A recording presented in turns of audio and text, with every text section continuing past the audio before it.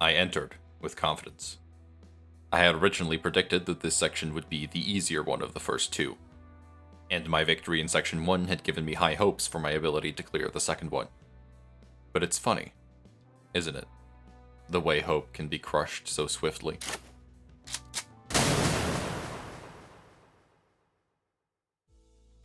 Welcome to Part 2 of Refraction Railway 5 with the worst teams possible. If you're for some reason watching this before watching the first part, then don't do that. Go watch it now, please. You'll be missing a lot of context jumping in midway, so I'm really saying this for your own sake. Still, for those needing a quick reminder, this was my team. No deaths were or are allowed, meaning there will be no backup units. I can only use Zane and Teth Ego. I'm allowed to take whatever buffs I want, and these were the ones I chose. Section 1 was completed in about 16 hours of time. And that's about it. Why did I even bother making an hour-long video about it in the first place if it could be summarized so succinctly? Well, whatever. Let's get on with this second 1 hour-long video. A new section also necessitates a new team. Not only because the previous one wouldn't be the worst here, but also because I literally cannot reuse them even if I wanted to thanks to the loadout lockout. So it's back to the drawing board, with a clean canvas in front of me. Like I said in Part 1, making a team for Section 1 also meant making a team for Section 2 at the same time, so I'd already given it a lot of thought before even starting the challenge, trying to make sure I had a good balance of badness split between the both of them. However, I think due to this, and my relative inexperience with building worse teams in the first place, this team went through the most changes during the development phase, with a whopping 4 out of the 6 being replaced at some point in the process. But before we get to that, let's go over the enemies. While I knew that the Envy Peccatulum in Wave 1 and 2 would pose a significant threat, I didn't feel like they were the best option to build my team around. Their sin resistances would be all over the place and constantly changing because of their ego, and while most of them are weak to blunt, I had a feeling I would primarily be using ego to clash and deal damage anyway. I'm using very bad IDs against the not bad IDs. They will often be outrolling me on that fact alone, so I already knew that most clashes with regular skills would not be in my favor. No, the biggest threat would be der Fluchschütze and his entourage. I'll get into it more later, but if I built this team correctly, Schütze could easily become an incredible challenge for me to take down. He's a lot tankier than he looks, and has many unbreakable coins which will lead to unavoidable damage. This shotgun-wielding war criminal is neutral to all damage types, resistant to Wrath and Gluttony, and heavily resistant to Sloth, with Pride and Gloom being his only weaknesses, and even then, only barely. The Peccatulum would be dangerous, yes, but the brunt of the damage would be coming from this wave, so it was essential that my team was as vulnerable to it as possible. He's mono-pierce, which the majority of the first wave Peccatulum also are. Wave 2 has a focus on slash, and while I could potentially get a few slash-weak units on the team, it wasn't the priority. I knew that pierce weaknesses would be a lot more important here than in Section 1, which is the reason I didn't bring as many pierce weak units in that section. For the reasons I stated, I'd allow myself to be a bit more loose with the damage types I'd bring, just keeping in mind those affinity resistances on Schütze. So, the initial draft for the team looked like this. Of course, you already know that Chef Gregor wouldn't end up making it to this team, so that leaves 3 of these to be replaced. Those being Base Sinclair, Base Don, and Base Yisang. If you look at these IDs, excluding Don Quixote, there's a pretty common theme among them. A majority of their kits consist of slash skills. This might not seem like a problem initially. The Kurakumo IDs almost all resist slash, so surely bringing a bunch of slash IDs would be a good thing for the worst team, right? And that was indeed my original thought as well. It fails to take one thing into account though, arguably the most important factor in making der Fluchschütze's fight as difficult and miserable as possible. The G-Corp soldiers. Again, I won't get into the details just yet, but trust me, the fewer options I'd have to easily take them down, the more difficult that fight would become. And with 2 of them being weak to slash, having access to a lot of slash attacks would just be too good. But even putting that aside, these IDs also had plenty of other things going for them that made them too good for the challenge. Sinclair has a very high speed range of 3 to 7. The only real downside he has, aside from his bad rolls, is being weak to Pierce, which really isn't enough to justify him on the team, especially considering he also resists Slash. I thought base Yisong would have been a good bet, but the moment I saw that he has a 4-8 speed, I immediately had to reconsider. Seriously, first base Ishmael and now base Yisong? Why do some of these base IDs just get stupid amounts of speed while others are Merceau? Whatever, moving on. He's also resistant to Pierce, which would make him way too good at tanking Schütze. Base Dawn was also excluded based on her resistances.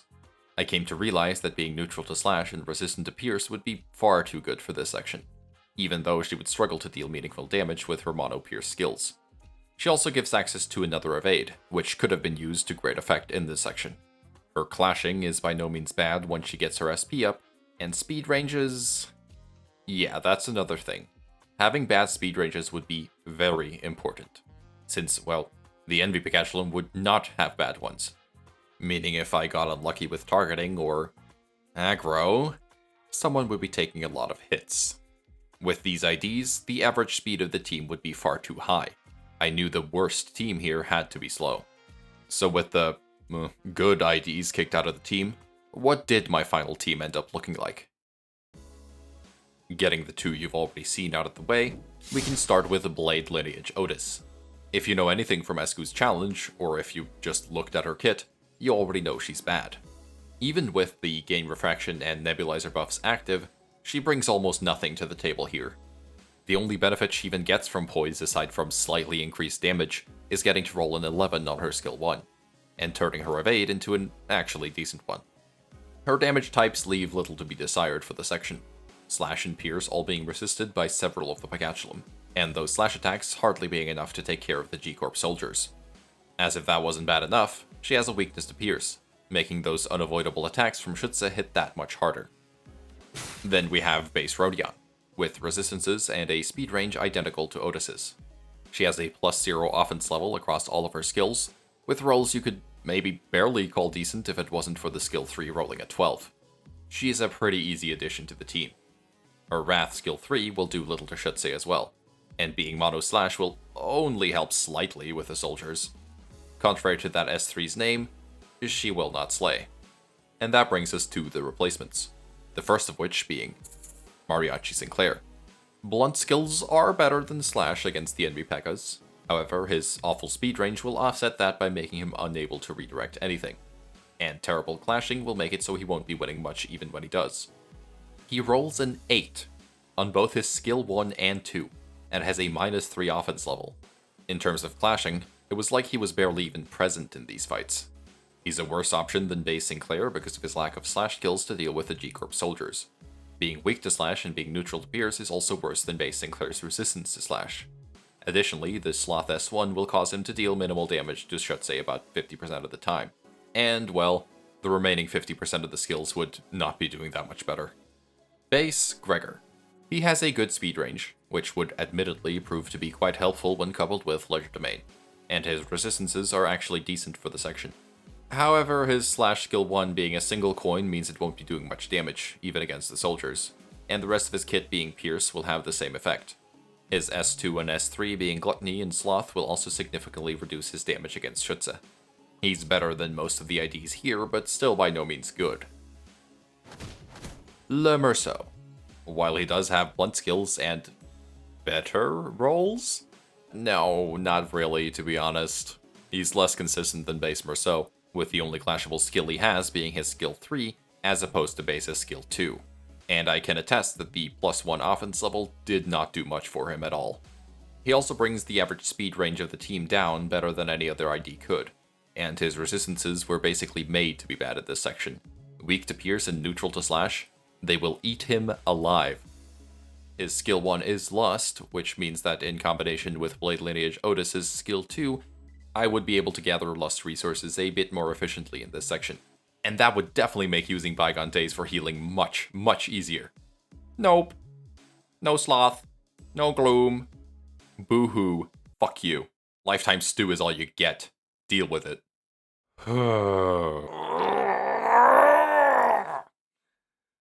Slushmail!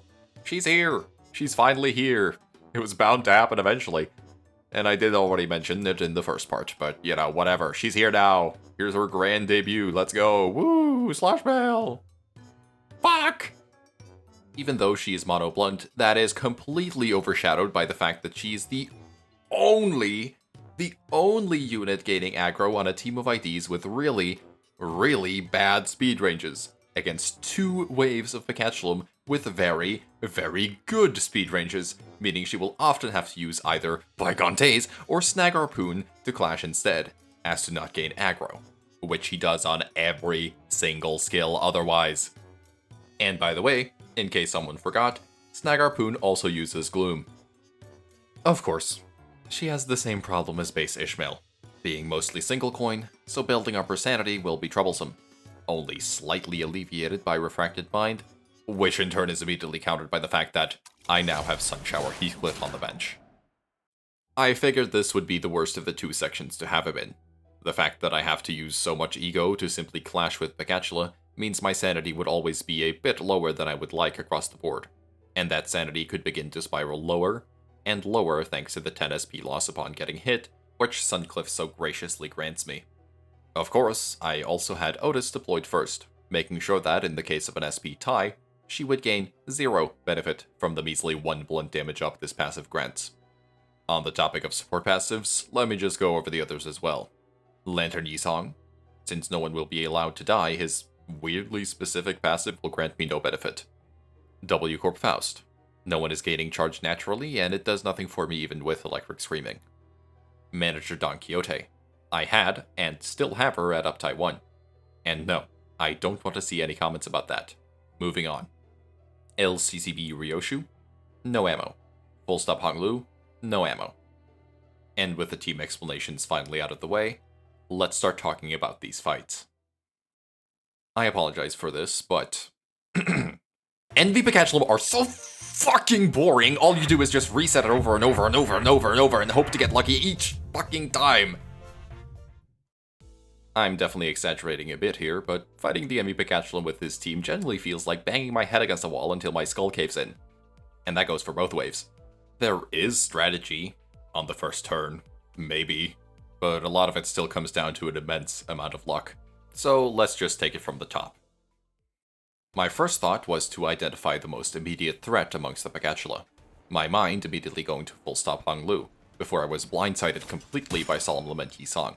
Both of them have a very scary skill 3 that can even outroll some eco if they get lucky, and getting hit by either of them is essentially an immediate reset due to how much damage they deal. The fact that they innately deal plus 15% more damage also didn't help. Just barely getting past the first wave would never be good enough. I knew that I would need plenty of health going into wave 2, so I needed to get through this confidently, taking as little damage as possible. It wasn't always an immediate reset when I took some damage, but I wanted to avoid unnecessary hits when I could. They also start using ego of their own past the first turn, so it was highly likely I'd get blindsided by a 7+ speed AoE I'd be completely unable to clash or redirect. This of course meant I needed to reroll the first turn for good targeting, and hope that, when I got it, the moves being sent out were actually clashable, and most importantly, winnable. This was made worse by the fact that we're all starting at 0 sanity, making many of the clashes a genuine coin flip if I don't use ego, and slowing down that necessary sanity gain if I do. I didn't really have much of a choice in that matter though, since eventually I did realize that the best thing I could do was try to stagger as many of them as possible, as soon as possible, preferably on that first turn. My only way of getting around much of the RNG in this fight was to have less skills coming at me each turn, so ego had to be used. And using attack weight manipulation, I could at least make sure I always hit the high priority targets first. For those unfamiliar with how attack weight manipulation works, let me briefly try to explain it. When you use an ego that has attack weight, in addition to the main target arrow, you'll also get to see the subtargets as these dotted lines. Attacks will always, at the moment of main target selection, pick units that aren't targeted by something else as its subtargets. However, if you then target those subtargets with a different attack, the AoE will still hit them. Here, Ledger Domain subtargets are being targeted by the other IDs, but as long as I don't move it, the targets remain the same when the attack goes off. The only exceptions to this being if the attack recalculates its attack weight, like Effervescent Corrosion does. It gains attack weight based on the HP of the target, and this counts as the targeting changing, which is why you might see it lose the sub-target it was originally pointing at. If you've ever been frustrated by an AoE focusing only on the main abnormality or enemy, this is why. Always make sure to leave the slots you want to hit open before selecting the ego. Using this fact, I can force the ego to target the specific units I want. I can target units I don't want to hit, leaving the priority targets unopposed. Then select the AoE I want, and have it target the exact units I'm aiming for. Then I can simply rearrange the targeting, and as long as I don't move the ego, its sub-targets will stay the same. This would be especially crucial given that I would have very few opportunities to regain those resources through grinding like I could in Section 1. The Peccatulum would be on the offensive constantly, especially in Wave 2, when they start getting backup. Every usage of ego mattered, and wasting 1 or 2 on bad targeting was not an option. After some trying, I managed to get into a pretty comfortable rhythm. With almost all of them being weak to blunt except for Ishmael, I could use Effervescent Corrosion and Ledge Domain to focus down Honglu, Heathcliff, and Yi Song, with Ryoshu sometimes added to that list for good measure. Occasionally, I would add Electric Screaming as well. Most of the enemies are resistant to Pierce, but the extra damage would sometimes be just enough to tip them into stagger if the other two had hit tails. Spending Envy would leave Merceau without the use of Ego for a while, until Sinclair's skill 2 had made up the difference. It'd also lower his SP, which he needs every bit of to clash without Ego. And if he couldn't regain his sanity by himself, he'd siphon SP healing from Refracted Mind that others might have needed more than him. The remaining IDs just clash normally, either with skills or with Zane Ego, to at least gain some SP from the clash itself. Using this strategy, I could often stagger 3 to 4 of them on the first turn, and if I got lucky, I could even outright get rid of 1 or 2. It would take a lot of resets, but it eventually got to the point where I would usually just give up if I couldn't get this kind of result on the first turn. I knew the most ideal situation, and there was no point settling for less. After that, I prioritized taking out the ones already staggered, while also using even more Ego to quickly get the others down to stagger as well. Ishmael would often be the one to mess this up for me. With her incredible tankiness and our lack of many good Pierce skills, she would usually get to stay unstaggered for more turns than I would have liked, and there was always the threat of her rolling a 6 on speed and using Blind Obsession. With our weakness to Pierce, that would often just end the run immediately, and it happened a lot more often than I personally find reasonable. I would always target it down when I could against Ego, trying to stagger them before they could use it, either by attacking or by having an AoE clash a faster enemy while hitting the slower one at the same time. Still, against the IDs I was facing and with our speed ranges, that wasn't something I could reliably guarantee. But as long as I don't fall victim to that, getting through Wave 1 is pretty doable, with just a bit of luck. Wave 2 though? Can't really say the same. This one is all luck. Don't worry, I already got the emotion out of my system earlier, but yeah. For a while I was actually really stumped on how I was even going to get through this wave without simply getting lucky, the first turn being such a big gamble. Of course, Wave 1's first turn was also a gamble, but the difference is I don't have the luxury of resetting here. The problems are twofold: speed and resonance. Since the Kurakumo recently, well, it's not really very recent anymore, whatever, they got their big faction buff in the form of Kuro Ishmael and Kuro Heathcliff. And now, Lust Resonance is probably the most terrifying thing ever. At just 3 Lust Resonance, Ishmael will apply Dark Cloud to her allies, turning their coins unbreakable, and also empowering them if they lose a clash. It also prevents them from staggering immediately after a clash loss, which I don't think came into play very often, but it definitely wouldn't have helped if it did. This means that even if I win clashes on the first turn, I'll be taking damage, and not an insignificant amount either. Some of their skills can still hit really hard, even after I win the clash. Heathcliff's skill 3, Thundercleave, could be especially bad. Of course, losing a clash was also bad, and since these guys got to start at 20 SP, and we would have tanked our SP through Ego usage in Wave 1, actually winning these clashes wasn't always the easiest thing. And as if that was not enough, 3 or more Lust Resonance also means Heathcliff's passive becomes active. So the first of my IDs to win a clash would not only be getting hit by the unbreakable coins, they would also suffer a counterattack from Heathcliff, sometimes with the coin power conditional active. I originally wanted to go with Bloody Banquet for my buff after Wave 1, thinking that the bleed removal would be helpful to avoid the enemies getting to use too many conditionals. But there were a few problems with that. If someone had gotten hit enough times to have enough bleed with count on them for conditionals, then I'd have basically already lost. The combined force of the unbreakable coins and Heathcliff's counter would leave most who got hit by it at death's door, even from full HP.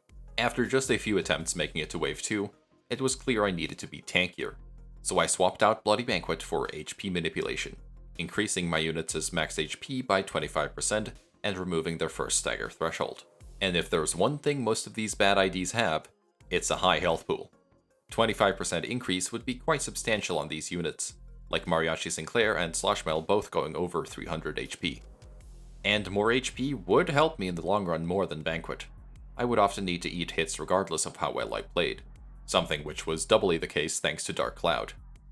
With this extra buffer in place, I wouldn't suffer as much at the hands of Resonance RNG or Unlucky Clashing, and I could instead focus on actually getting through the first few turns. From here, the strategy was pretty much the same as starting out in Wave 1. Use Effervescent Corrosion and Larger Domain with attack weight manipulation to stagger the priority targets as quickly as possible, those obviously being Ishmael and Heathcliff. They provide the most buffs to their team and are easily the strongest IDs on the field, not to mention the fact that they start getting even stronger if their friends die. No, they had to go as quickly as possible. The biggest difference this time around was the fact that they had backup units coming in. As soon as I killed one, there would be another to take their place. This meant I had to make sure to play around stagger thresholds and somewhat evenly spread out the damage I dealt, since focusing one down wouldn't give me the same skill slot advantage as before. If I knew a Peccatulum could be killed, I wanted to make sure at least one or two were staggered or close to it when the backup unit came in. I basically needed to get into the habit of chaining their staggers, even when I intuitively just wanted to go all in for the kill when I could. This was easier said than done, and at first I would often overextend, breaking through the second stagger bar or just barely not doing enough to kill when it was kind of crucial. For some reason this happened a lot, specifically with Heathcliff.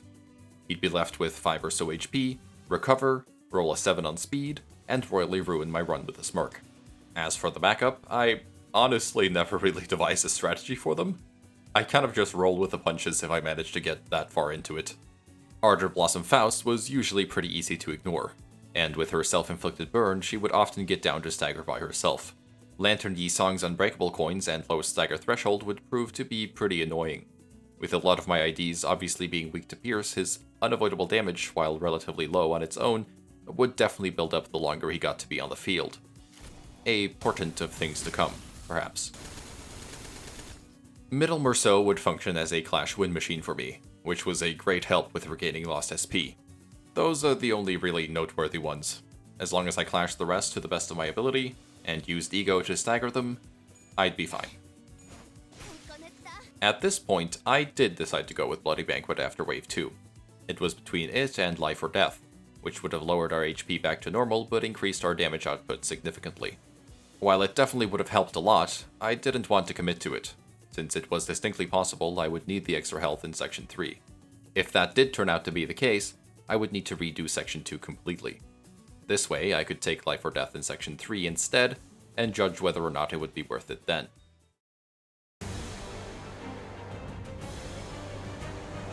At this point, I'd been fighting the Peccatulum without even catching a glimpse of der Fluchschütze for about 3 hours. And some small part of me was really hoping it would be the same situation as it had been with Sleeping Bag. I'd reached the last fight maybe 2-3 times, but no. Fluchschütze is a real fight, and a fight with a gimmick I intentionally made as difficult for myself as possible. A majority of my units are either neutral or weak to his piercing attacks, and his unbreakable coins still deal a stupid amount of damage when he's built up his poise properly. Before his HP drops below 75%, he follows a strict 3-turn pattern, using rear and frontline fire on every 4th turn after the first. His unbreakable AoE, Punch Through, then being used 2 turns in a row, with reload fire being added as well. The turn before the rotation resets, he also uses See-Through defenses, a skill which inflicts paralyze onto himself next turn if he loses the clash. Making sure to beat this skill was usually a good call, as both front and rear line fire are single coin skills, essentially giving us 4 free clash wins with the paralyze on the following turn.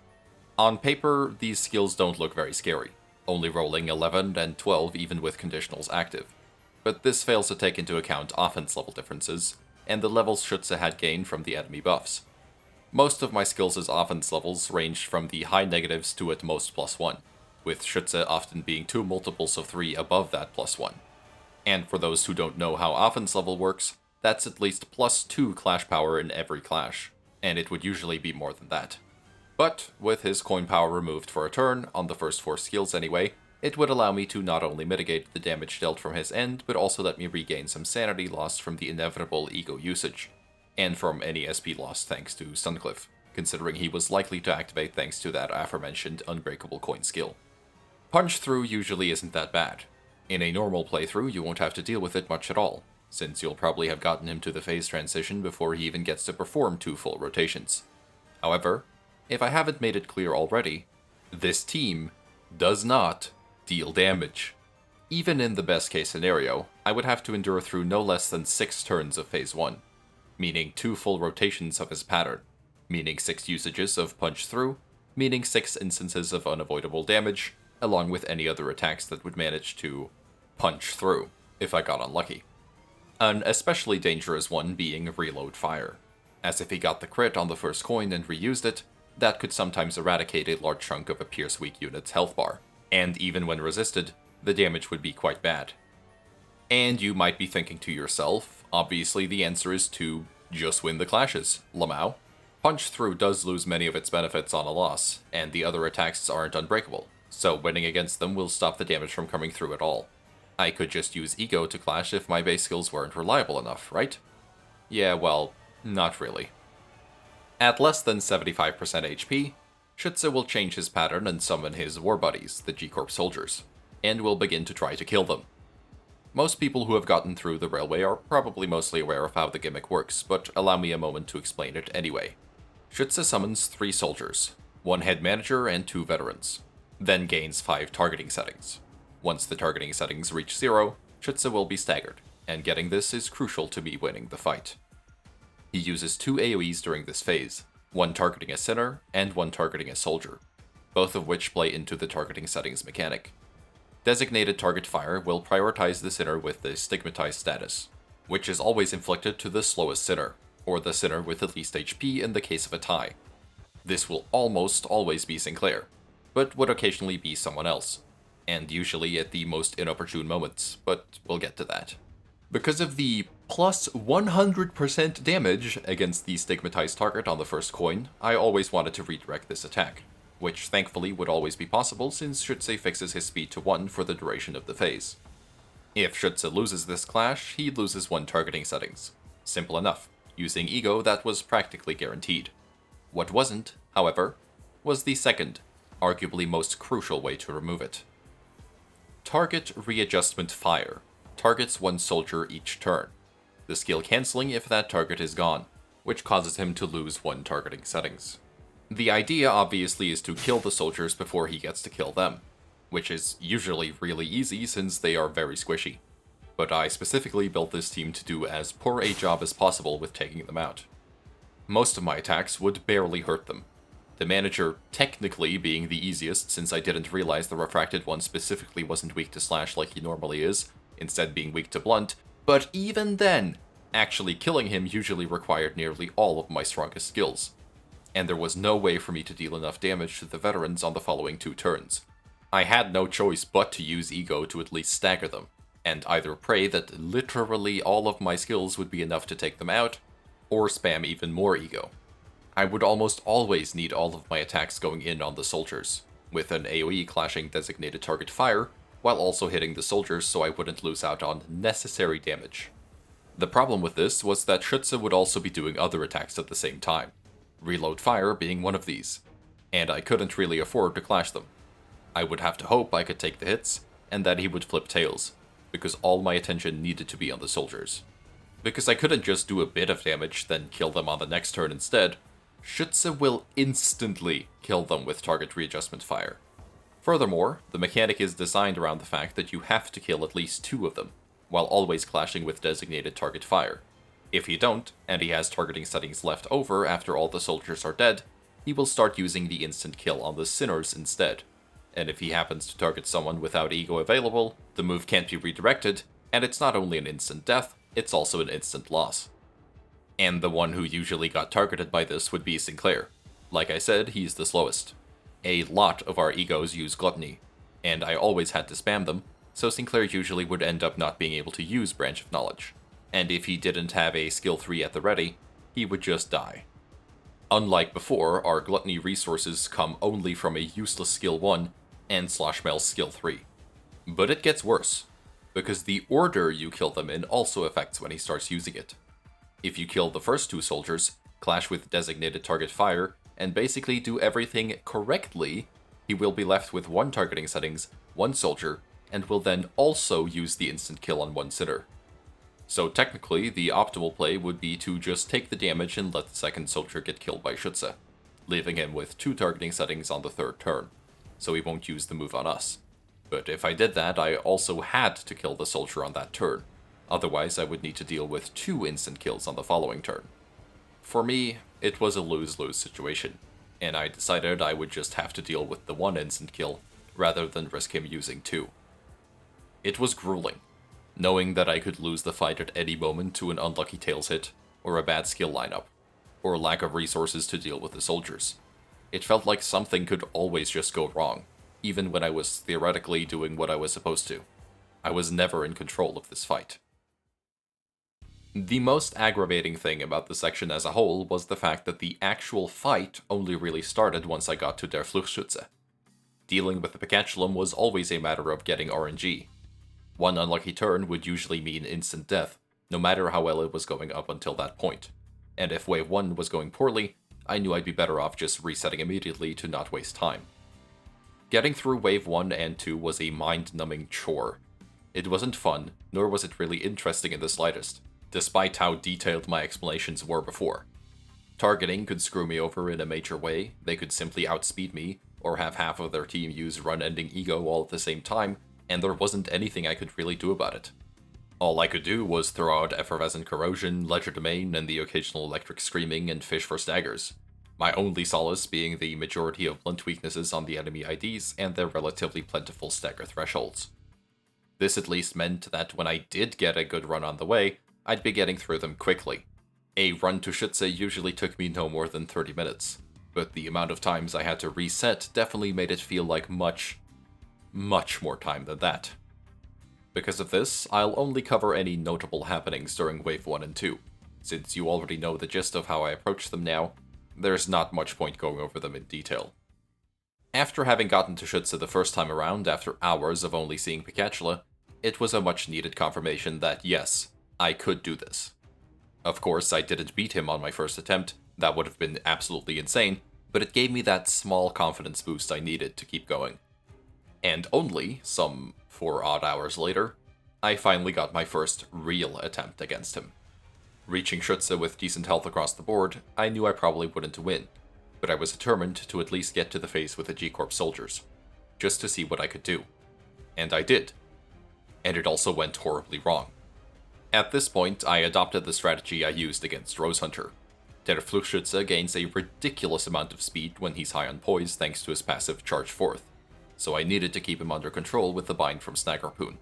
I'd suffered enough turns of him rolling 5 to 7 and focusing down Sloshmail, obliterating her instantly, and even though this meant I was using more resources than I would have liked before getting to the G-Corp soldiers, I could offset some of those losses by using Mariachi Sinclair's Gloom Evade when possible. Unfortunately, since Sloshmail was always going first or second in the speed order, her having to use Snag Harpoon every turn would waste one of the 4 paralyzes. But what can you do? Eventually, after 7 turns, I finally made it to the soldiers for the first time. But I still hadn't had any experience with the soldiers yet. I didn't quite yet know what I was in for, and I severely underestimated just how little damage I could deal to them. I spent too many skills clashing with Schütze. He got to take down his soldiers one by one, allowing far too much damage to get through. And eventually he got off a reload on Otis, who, for some reason, turned into Honglu's Death's Right. Either way, I'd lost.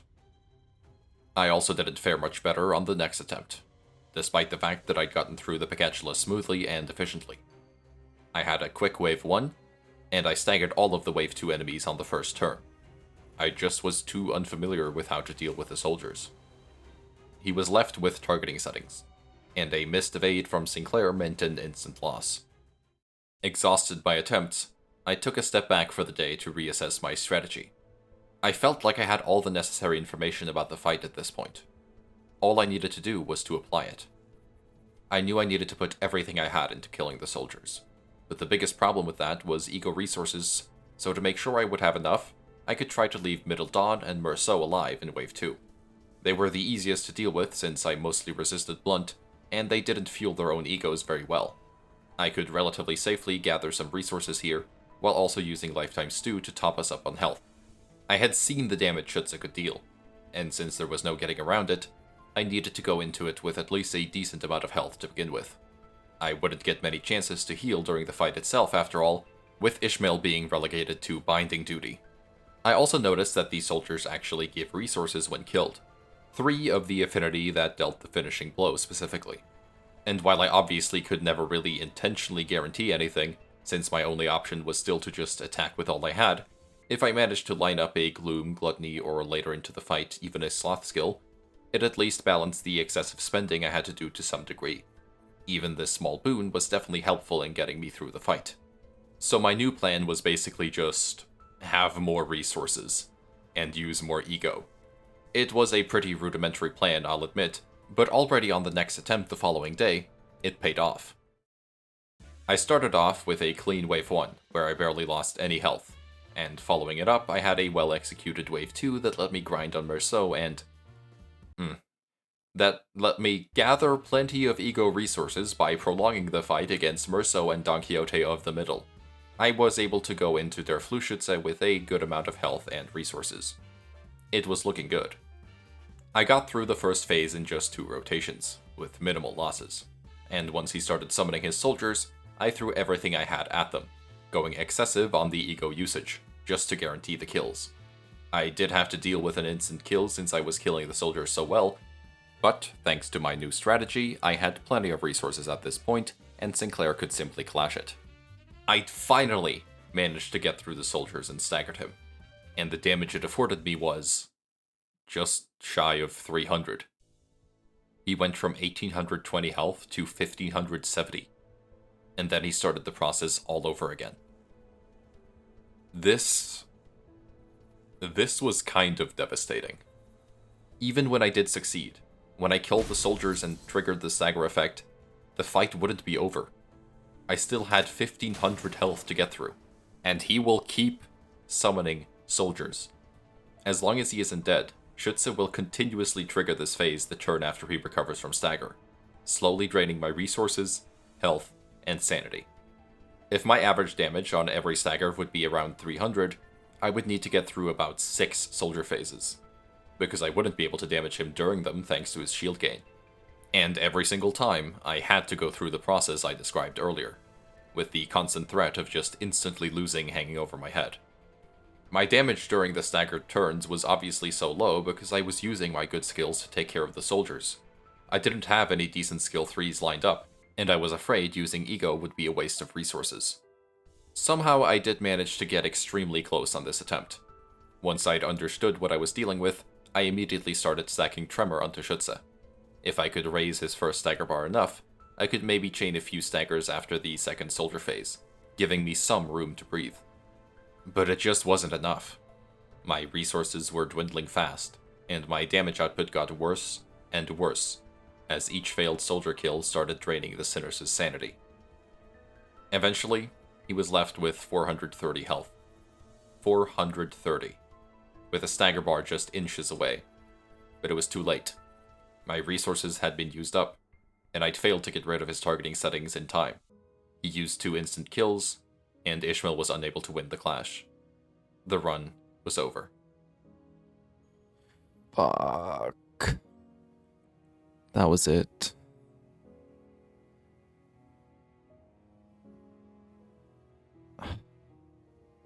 That was it.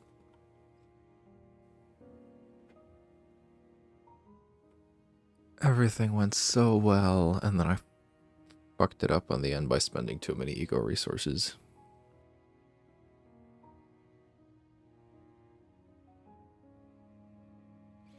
Well, at least I know it's possible. just... Yeah. At least I know it's possible. The next attempt ended in a similar way. He's very close to being staggered again. And I think if we use Effervescent, it will stagger. Nope. Nope, no, no, no, no. No, no, no. God damn it.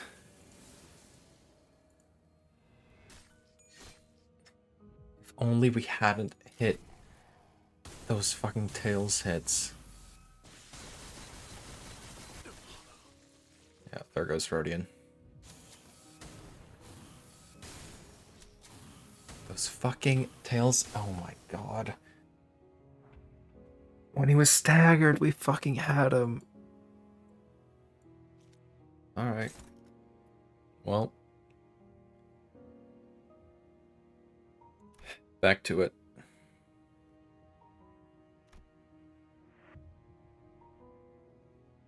And when I, the following day, couldn't even get past Wave 1 confidently, I felt incredibly dejected. I'd seen the light. I'd been so close 2 times already, and now I was getting shitty luck as a reward. After that, it took me some time to get back to doing attempts. When I eventually did, it only took me a few tries to get onto a pace I would never again get for this fight. The Peccatulum waves weren't anything particularly amazing. In fact, they weren't even that good. My perfectionism in Wave 1 had started getting a bit out of hand after numerous attempts, so normally I wouldn't have accepted the amount of hits Sloshville had taken, but I decided to let it slide and see what Wave 2 would look like. I had decent luck entering the wave, with no Lust Resonance passives being activated.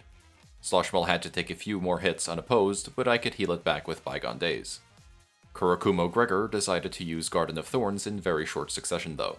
I could stagger him out of it the first time, but he rolled a higher speed the second time. I needed my Gregor to go first with Legerdemain and Stagger, but they were tied for speed. Luckily, there's a neat way to tell which attacks will go first in the case of a tie, by toggling the target view to the one which cycles through the clashes. The order in which the arrows appear indicate which moves will happen first, and in this case, that was my Gregor. With that danger averted, I was starting to feel confident. Perhaps a bit too confident. I allowed Kurakumo Honglu to go unopposed with Roseate Desire, underestimating the amount of damage it would deal. Normally, I would have just reset, but I was tired of that, so I kept going. Eventually, after a successful lifetime stew, I got the middle siblings alone and farmed resources to the best of my ability. It could have been a lot better, and I was especially lacking in gluttony, which I knew would be important later, but for whatever reason, I decided to press on anyway. Similarly to the Peccatulum, Phase 1 wasn't going so well either. I lost clashes I should have been able to win, and Sloshville's health was quickly dwindling, so you might be wondering what pace I was talking about. Am I delusional? Yes, I am, but no, the pace started when I got to the soldiers. I had plenty of tremor on Schütze at this point already, and I started taking down soldiers left and right, getting lucky with my kill affinities, and utilizing the stagger turns to fill up on crucial resources. I had to deal with a dangerous turn of instant kills, but with the tremor I had built up, I could stagger him and skip his turn before he actually got to do anything, giving me a moment to also heal back up the damage I'd been taking. Most of the sinners were pretty close to death at this point. I was honestly surprised that Ishmael hadn't died already, but hanging on by a thread, I pushed on. After some time, Schütze basically starts running out of poise, and his damage output does diminish over time because of this. So even when he did get soldier kills, they weren't as devastating as they could have been. I got through one soldier phase, and on the second, he targeted Rodion with the target readjustment fire, the instant kill, and she was out of ego. I was expecting it. I knew it was coming up, and Sinclair had ego ready, but Rodion is almost never the slowest. All I could do was hope that her skill 3 would somehow win the clash. Target readjustment fire has a floor of 9, and Rodion's skill 3 has a ceiling of 12. The clash is theoretically possible to win, but the odds of him hitting 4 tails in a row were minuscule. Which is why, We're gonna manipulate those odds. By fixing the coin power to 0 with Legerdemain's Paralyze, Schütze will not be able to roll higher than a 9. I just needed to trust that Rodion could roll all heads. If there was ever a time to slay, it was now.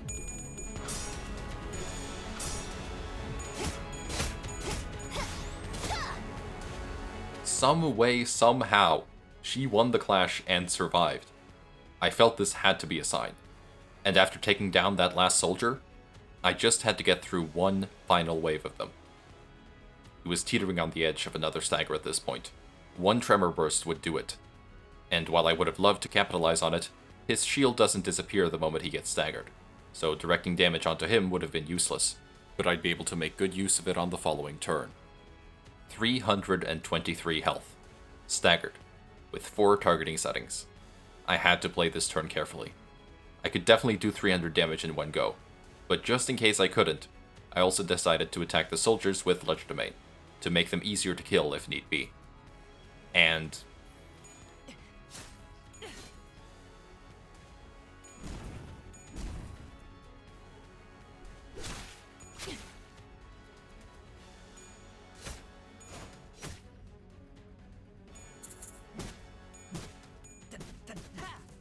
fuck. That's way less damage than I was expecting. And now he has shield back. I was going to have to play out the turns after all. The first one went smoothly. 2 targeting settings down. He won't use the instant kill yet. I just need to kill the last soldier. But like I said, I would never see a pace like this again. 모든 걸 거둬들일 순 없었어.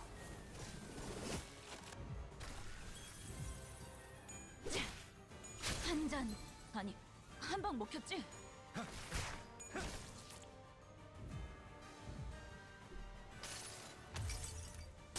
나의 손으로 잘라낼 수 있다면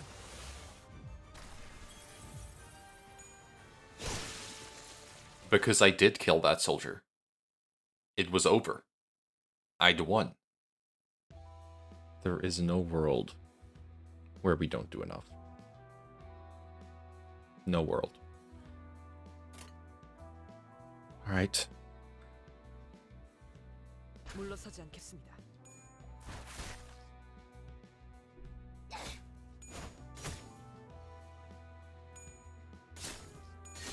Okay, thank God. 취해서 쓰러지는군. Oh.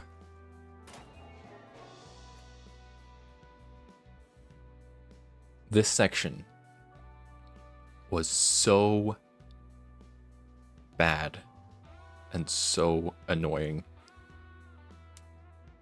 I really thought this would go easier than it did. God, this was just the worst. Holy shit. Alright. Well, I think it's obvious which buff we're taking here. Yeah. Maybe I can at least make one good unit this way. Alright.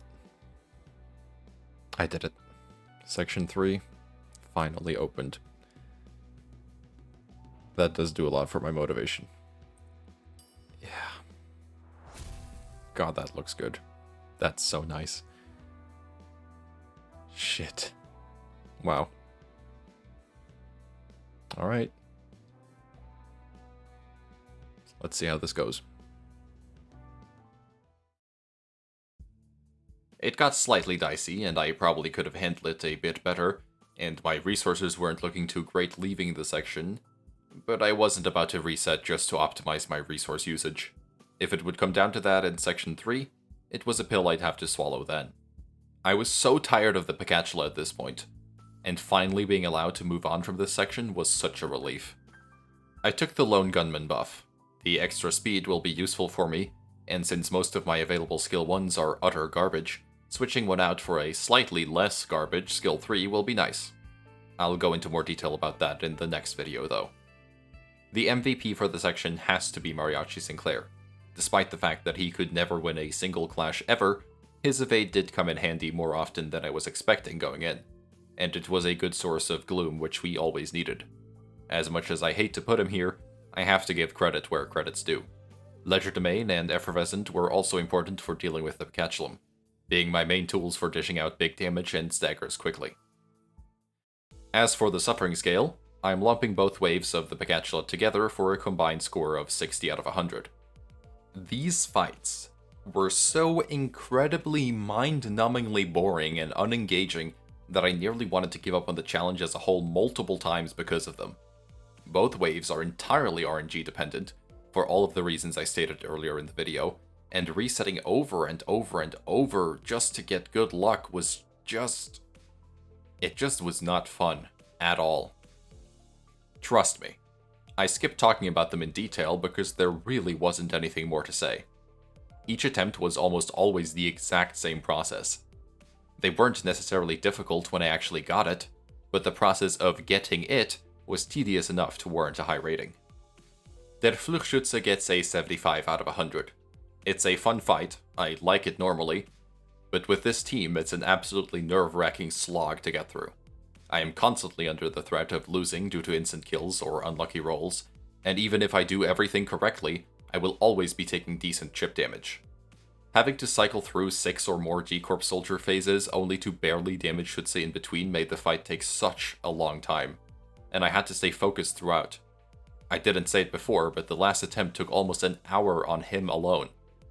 It is still a good fight, and I could play around the gimmick to some degree, even if a lot of it did feel out of my control. There were things I could do to maximize the control I did have, that mainly being tremor and resource management. The final rating for the whole section sits at 70 out of 100.